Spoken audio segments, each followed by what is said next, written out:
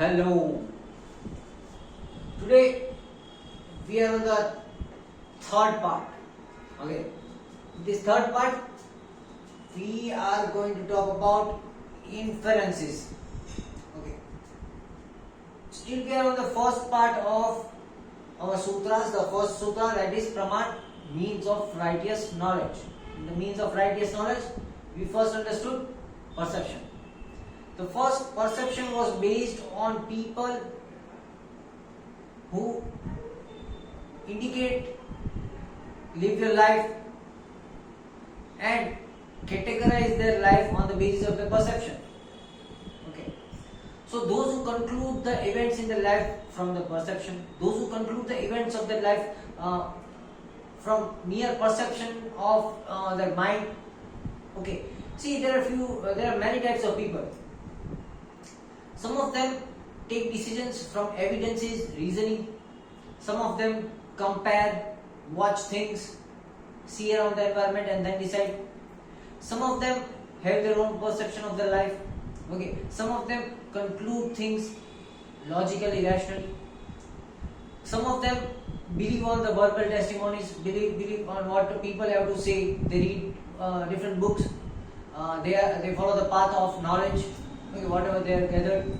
Some people follow the path of experiences. Okay. So the basic idea about the Nyaya Sutra is, for every type of people, we have a type of a perfect organization. The basic thing is, you don't have to convert anyone to do whatever you want. Okay. There is no type of conversion in Nyaya Sutras. You are not being converted from Sattvic to Rajasic, from Rajasic to Tamasic. If you are a Sattvic person, you are getting a perfect organized manner to follow the Sattvic routine. If you are a Rajasic person, you are given a perfect mode of organization and operational mode of a Rajasic routine. Okay. Even if you are a Tamasic person, even then you are getting a valid, necessary and rightful organized operational system for the Tamasic people. So the main thing over here is, why is the Nyaya Sutras different from all the literatures? The first and foremost thing why it is different is, there is no conversion. You are not told to convert yourself, your mindset to change in yourself. Okay, there is no type of change that you have to inculcate in yourself. Whatever you are, however you are, you just have to categorize and organize yourself to master in that sense in what you are. Nobody is changing your mindset, nobody is changing your soul. Your soul is just being categorized, okay, and it is being energized in a way that you follow the perfect path of your own soul. If you follow the sutras of Brihaspati, in that if you see clearly, you are being told to change and be like a Sattvic person. If you are following the path of Sukracharya, it is being said and told that you have to follow the Rajasic path. Okay.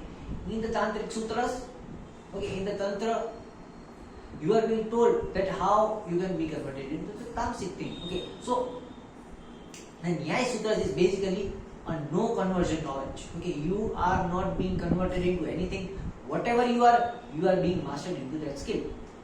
So the first slide, what we understood about the perception, okay, that was especially for people who follow the perception.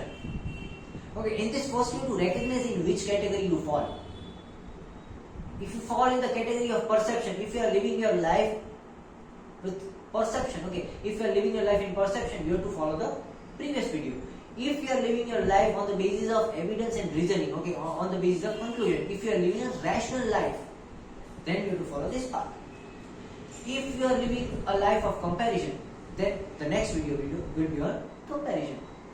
Okay, if you want to survive in a society, make a good, good reach, then you are a person who is following comparison. You compare different people, you see the majority and you follow the majority.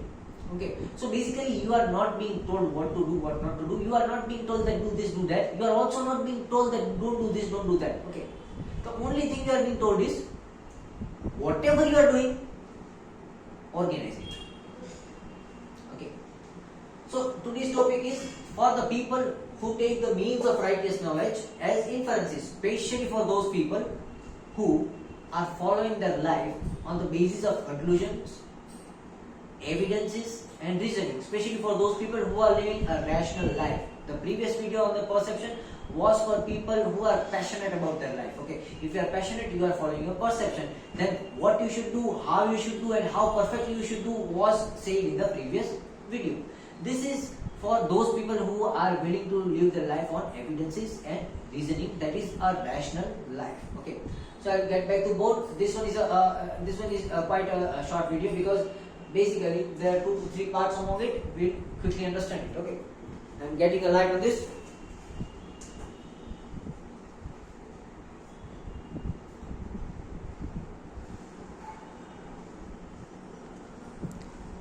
I hope everybody can see it.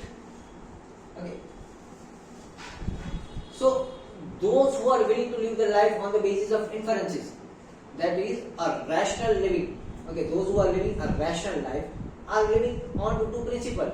Either they are living on evidences or they are living on reasoning. Either they take reasonings from their evidences or they take evidences from the reasoning. And none of them are wrong. Okay, none of them are considered wrong in the eyes of Chitragupta. Okay, if you are living your life on the basis of evidence, if you are living your life on the basis of reasoning, if you are taking reasoning from evidence or if you are taking evidence from reasoning, okay, both of them are considered rightful. Okay, both of them are considered rightful. But what you have to see is, whenever you compare a situation, the evidence and reasoning should either be similar or they are dissimilar. Okay, if you see a reasoning, okay, if you see evidence, okay, then this is the evidence of how things happen when you go it this way, and you find a reason about it. Okay, if the evidence and reason are similar, then there will be one outcome. If the evidence and reasoning are dissimilar, then they are different outcome. But what is Chitragupta saying? Okay, what has Gautam Rishi said? He said that even if the evidence and reasoning either they are similar or dissimilar, okay, they both are misleading.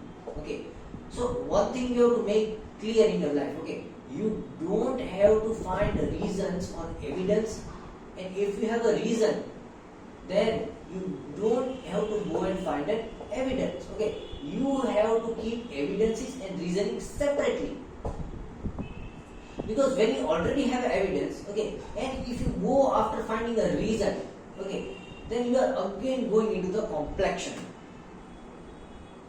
Okay, supposedly you have the evidence that some person is betraying you. You have evidence that that person is a liar.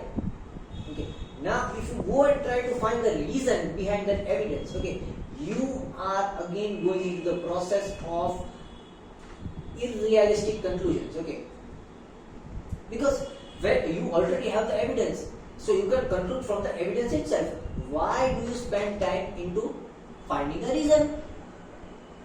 Okay, so when you have evidence and still if your mind is willing to ask the reason, then it is your mind who is distracting you. Okay, consider some person has conned you, some person has fooled you. Okay, so accept the thing and cut off the person. Okay, even if they have conned you, know that they have fooled you. After that, you run after them and you are willing to go and ask them about why they did think, why they did this, why they did that. It doesn't matter. The reason doesn't matter when you have evidence. So even though when you have evidence and if you are running after reasoning, it is a misleading factor. Okay, you are misled in life if you have either one of these, and then you are going to find the other one. Okay, this is the mistake many people do. Many rational people do this mistake. Okay, many rational people do this mistake. Okay, if you have the reason behind it, okay, you have a friend, that friend has conned you. Okay, but it is the thing that you always want to clear things out in your mind, and then you again go to them and then ask them, oh, why did you do this? Why did you do this to me? Why did you do that for me? What is the reason behind it? You already have the bloody evidence. Why are you going after reasoning? It is a foolish act. If you have the reason, if you have the evidence for something and you run after the reasoning and go to them again and again and again, then it is a foolish act. If you have evidence, you don't have to find a reason. Getting the point? Similarly, the other thing is when you have the reason. Okay, if you already have a reason behind why that person is lying to you, okay, then why do you need the evidence? Okay, you know that the person is lying to you because the person is afraid of you. Okay, then why do you want to find the evidence that how did he lie? How did she lie, or how did he lie? Okay, you already have the reason. Getting my point? So when either of this is present, either evidence is present or reasoning is present, inside any argument, inside any field of your life, inside any event of your life, you don't have to go and run after the other thing. It is a misleading factor. Because see, evidence and reasoning can also be similar and also be dissimilar. There will be hundreds of things similar in evidences and reasoning, and hundreds of things dissimilar in evidence and reasoning. So when you either have one of them,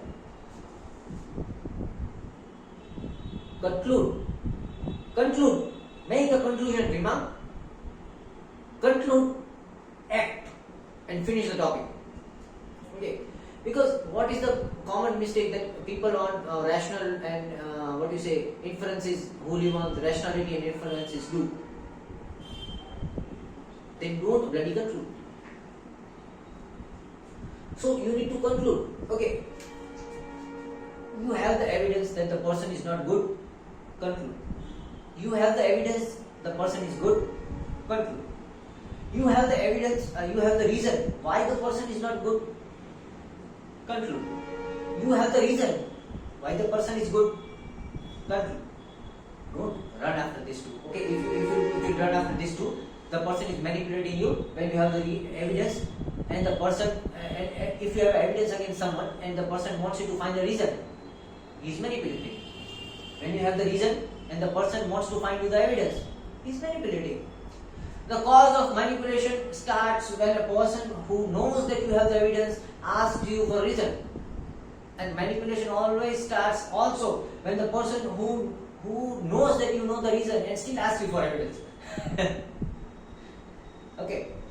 So this is where manipulation starts. If you can see, this manipulation can also go towards gaslighting.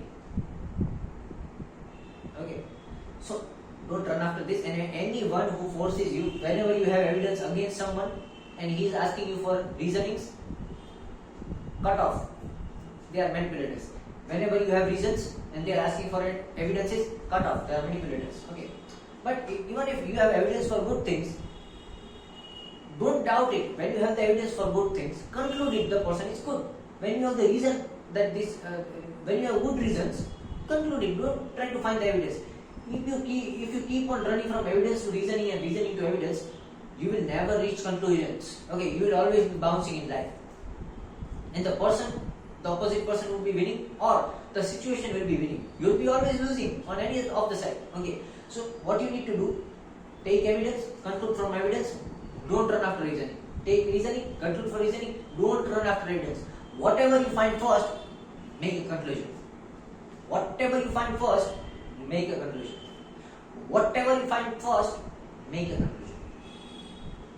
Getting it? Because when you mix these two, it will give you hundreds of similarities, hundreds of dissimilarities, and this thing will always be misleading you. Getting it? So when this type of situation is there is no fault in the person, but the fault is in the process. The person is not at fault when you can find the evidence but you can't find the reasoning, or when you find the reason but you cannot find the evidence. The person is not at fault, or you yourself are not at fault, or the opposite person is not at fault, or anyone who is involved in the event is not at fault. Who is at fault? The process is in fault. How everything started was wrong. How everything went was wrong. How everything ended was wrong. You were not wrong, they were not wrong. What was wrong? The process was wrong. Okay, people included in the process were not wrong. Right? Then, taking the second part. See, this is right. When you are living a rational life, it is rightful to live on evidences and reasoning. Okay, what is not right? Okay, what is not right? Okay, when you are a rational person and you are concluding things in fear, okay, in likeness. By likeness, I mean that, oh, I like this, I don't like this. Okay, this is what I dislike, this is what I like. Or based on the part means half knowledge. When you know something half, when you know something little, and then you try to conclude. Okay, so these three things are not right when you are a rational person in a rational argument. That either you are talking about a half scenario, either you are considering a half scenario, or you are leaving some topics, or you are leaving some things in fear. Okay, you are not concluding because you are not taking some points in consideration because of fear. The fear can be of many types. Okay, the fear can be of many types. Fear is not just the act of frightenedness. Okay, you might also fear from the truth, so you are not accepting. You might also fear from the wrong outcomes. You might also fear from the emotional outbursts. Okay, you might also fear to face the truth. You might also be feared for yourself. Okay, you might be fearing of yourself also. Okay, so fears can be of any types.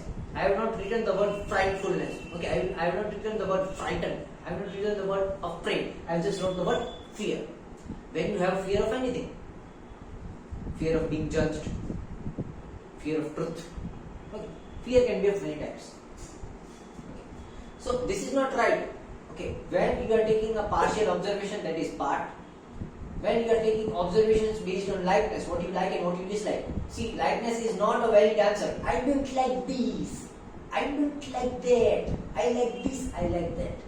This is a completely a bullshit argument. Okay, whenever there is likeness in an argument, it is a bullshit argument. Because likeness is a choice. Likeness is not a reason. What you like, what you don't like is your bloody choice. It is not an argument. It is not a rational argument. It is a bloody choice. How come you say I don't like it, so I didn't do it? You are not rational. You are being personal. Being rational is not being personal. Being rational is not being personal. Being personal is not being rational. Okay. I don't like this, I don't like that. I don't like this. Dude, that is a personal thing, that is your own choice. That is not a rational argument. So likeness is not a rational argument. Anything that is based on fear is not a rational argument. Anything that consists of a partial environment, partial observation is not rational. Okay. So all these three things come in the non-righteous way of rationalizing things. This is what Chitragupta says, the Lord of Justice. So whenever you see these three things, okay, if you see there is a partial argument, there is a partial observation, there is a partial conclusion. If you see there is a talk about likeness, dislikeness, XYZ, okay, and or wherever you see any kind of fear, the fault is in person and there is no fault in the process. Okay, whenever there is the fault in the person and there is no fault in the process, you are wrong, or the opposite person is wrong. The destiny or the nature is not wrong. The situation is not wrong. It is completely, two-handedly your own personal fault. Who is at fault over here? The person is at fault. Who is at fault over here? The process is at fault. Okay. So if you see this thing, who is at fault? The situation is at fault. The people included in the situation is not at fault. When you see these things, the people included in the situation are at fault. Okay, and the situation is not at fault. Okay, so from a partial derivative, from fear, or from the basis of likeness, if somebody tells you that it is a situation that was wrong and all that they were not wrong, no, that is wrong. They were wrong. So this is what Chitrakoot says in the Nyaya Sutras, the book of justice. So whenever you are on the rationalizing end, if you are taking considering these three things, you are not right in your life. You are going to suffer transmigration, you are going to suffer the debt, you are going to suffer this in the next birth. Or rationally speaking, you are not making a right decision if you are considering these three things. Okay. So coming to the next thing is conclusion. Okay. So we came into conclusion that these things are not right. Okay. Let's cut it out. Okay. This is not right. This is not right. This is not right. This is not right. Whenever this thing is being processed, the fault is in the person. The person is at fault. Okay. So this whole thing is not right. In this case, when you are not mixing these two, okay, when you are not mixing these two, then even this is right and even this is right. Okay, so the fault is in the process. The person is rightful, so you are not at fault. Okay, so how to conclude these things? Because this is not to be considered. You are wrong if you are considering this. So now, if either the evidence or the reason comes from cause, or the evidence or reason comes from consequences, or the evidence and reason comes from the process, you are either taking the evidence or the reasoning from the cause of something, or you are taking the evidence and reasoning from the consequences of something. This is what happened. From that I am taking the evidence that you will again do the same thing. That is the evidence taken from consequences. I know why you do this thing always. So I always know that even when this thing will happen, you will again do the same thing. That is reasoning from consequences. Okay. Talking about the cause.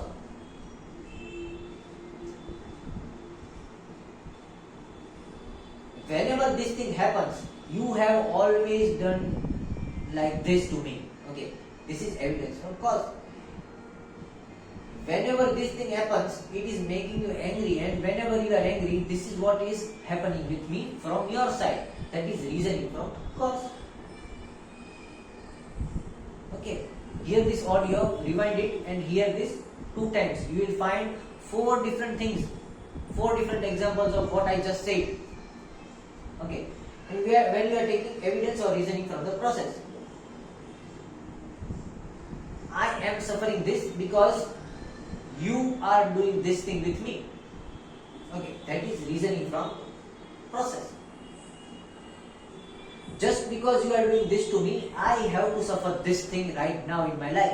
This is evidence from present. Okay. So, we came to all the 3 conclusions. How to take conclusions from evidence and reasoning. Okay. So finally, what is to be considered right and what is to be considered wrong? Okay. So when we are taking mutual reference, okay, we should take the mutual reference of 1 and 3 and 2 and 3. Okay. You can conclude from the statement made from cause and the statement made from process. You can conclude from the statement made from consequences and statement made from process. But what you should not conclude with the mutual reference of these two. Okay, so you should not conclude from the mutual reference of these two. Getting my point? Whenever you have evidence from this and reasoning from this, then you are right. Whenever you have a reason from this and evidence from this, then you are right. Whenever you have evidence from this and reason from this, you are right. Whenever you have reasons from this and evidence from this, you are right. But whenever you have reasons from this and evidence from this, or evidence from this and reasons from this, you are wrong. Okay, so when you are mutually considering evidence and reasoning, one should be of past and another should be of present, or one should be of future and another should be of present. Either both of them should not be of past and future. Either one of them should always be of present. Okay. So when you are taking mutual references of evidence and reasoning, one should either be of past and the present or the future and the present. they should never be from present and the they should never be from the past and the future. Okay, this is how you conclude how your soul should actually take the decisions. Okay, when we are on the rational path of the life. Getting my point? This was not a very hard topic right now because it was not that much complex. That is why we didn't have too much thing on the board. Okay. So whenever you are following the rational path, whenever you are following the path based on evidence and reasoning or inferences or conclusions, this is how you should conclude in your life. So this was the second part of Praman, that is means of righteous knowledge. When you are trying to find the righteous knowledge, when you are trying to find what is right and how to find the righteous knowledge, and you are following the path of evidences and reasoning, this is how you should conclude in life. Okay. So this was it. This was about the basics of inferences in the means of righteous knowledge. In the next video, we are coming to the third part of Praman. Okay, the third part of means of righteous knowledge, which is comparison. Okay, so when you want to conclude in your life on the basis of comparison, okay, if you are living a life on the basis of comparison or the majority, okay, then how you should be living. This was about inferences and conclusion. The previous slide was about perception. The next would be of comparison, and till then, thank you very much. It was a nice time.